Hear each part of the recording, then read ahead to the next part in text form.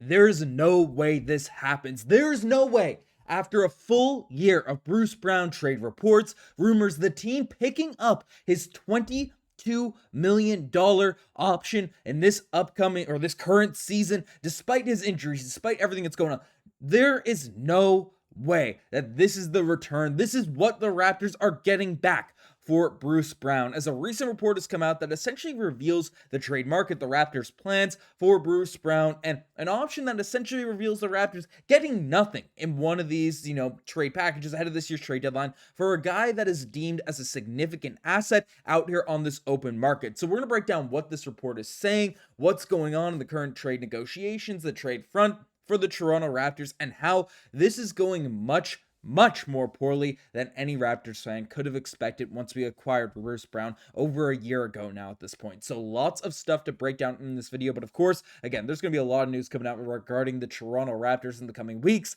Yes, we don't have any big name players out there in the market, but there are a ton of guys that have been linked out here on this Raptors team to a bunch of different teams. Of course, they're still winning games, playing games, doing different stuff. So make sure you're part of the 67% of our viewers that haven't hit the subscribe button just yet. You guys hit that sub button. But let's dive into this, because I'm pretty fired up looking at this here right now, and some people might be a little bit, Ben, what are you caring about right now? So basically, Jake Fisher came out and revealed that the Toronto Raptors are very motivated to trade away Bruce Brown and his $23 million salary, sources have said. So this is no surprise. This is not a crazy news, a crazy update regarding Bruce Brown. Of course, he's a guy that the Toronto Raptors want to trade. That's why we picked up his contract, so it can be flexible out here on this upcoming trade market. But the crazy part about this is, in hopes of growing the return from trading Pascal Siakam to Indiana this time last year, if no trade materializes involving Bruce Brown, he would surely be in great demand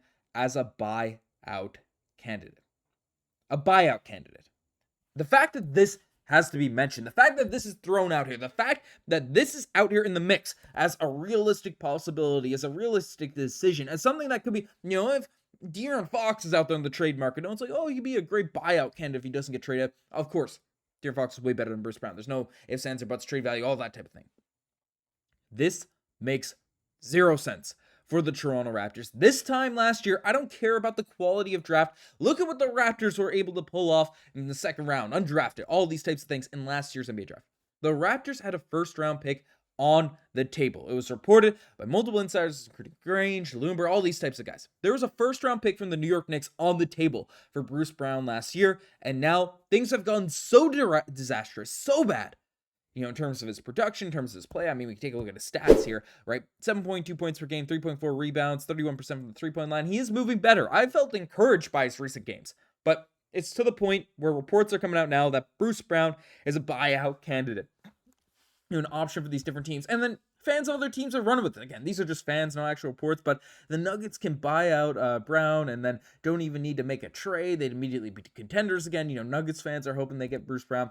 Terrence Mann recruiting Bruce Brown to the LA Clippers after a buyout, all this type of nonsense. And there's also this stuff going on too about Bruce Brown posting on social media, essentially on his Instagram the other day, which people are kind of linking, putting things together that he is unhappy with Toronto, as he posted, out there in his story that, hey, things I take for granted. And he posted essentially every single one of his teams, including the Indiana Pacers, which apparently he had an unfavorable sort of ending departure with. But he posted a picture of the Pistons, the Nets, the Nuggets, the Indiana Pacers, and no Toronto Raptors. And again, had the things I took for granted out there on the screen. And Bruce Brown has said that he wants to play in Toronto. He's happy with Toronto. He is this, he is that, but he's saying the right things to the media. But of course, you make subliminal things like this. He's been a bit coy about some of his social media posts about the Raptors, and I get it, especially with the fan base is kind of turned on him. I know I'm talking about all these trades, but there's so many reports and rumors and things to discuss.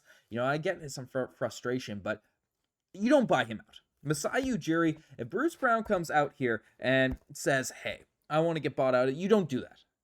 What needs to happen right now, if this narrative is building up, if this narrative is getting out there to these different teams and people are kind of coming out that, hey, that he'd be a great buyout candidate, that puts you at a disadvantage. It puts you on the back foot in these trade negotiations, because frankly, then teams like, oh, why would we make a trade? Why would we give you a second round pick? Why would we give you these types of things if we can just get him on the buyout market and not even have to, pick up his ludicrous salary? Like, that's kind of, Masai Ujiri needs to come out and say, I don't care if Bruce Brown has an absolute just meltdown at the front office. There's no world he is getting bought out at any second this time of the season, because he is a good vet. He is a solid sort of rotation player, whatever the heck it is. I don't care if you got to send him to Cancun for the entire year and stuff, because then he's a disruptance in the locker room. You cannot be put on the back foot of your negotiations, your trade negotiations, your stuff of the future by buying out Bruce Brown, giving into these demands, giving into this nonsense. This is very, very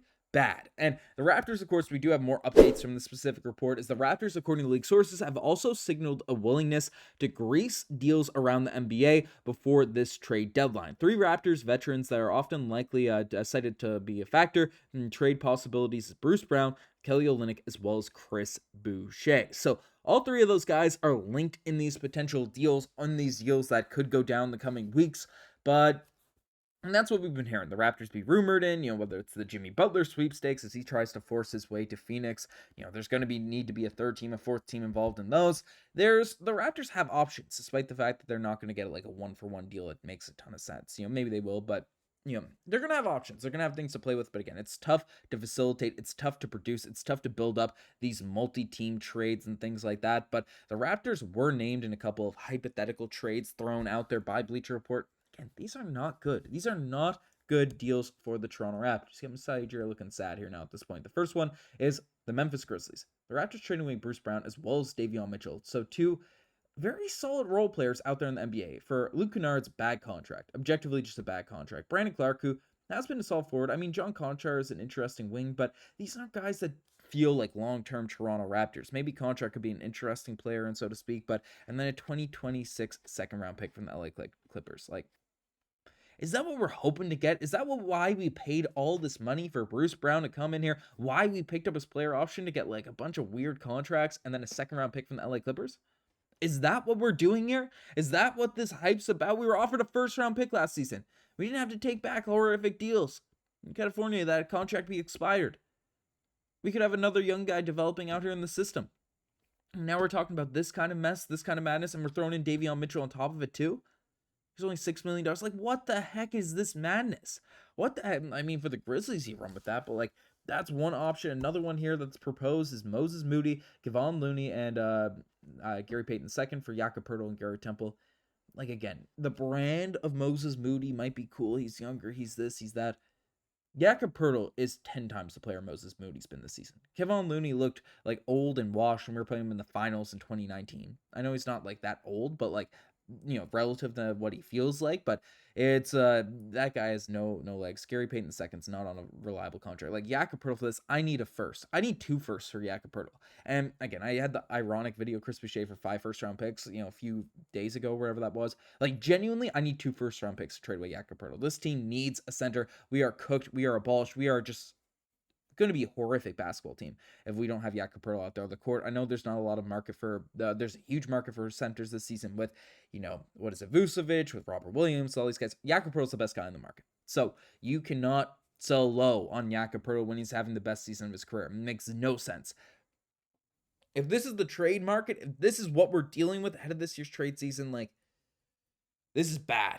This is a bad fumble. This is not good, especially with how the vets have been playing well. So let me know what you guys think in the comment section down below about all this news, all this madness. You guys have the best things as far as subscribe to the channel if you guys haven't already. Anyways, I'm signing out. Cheers.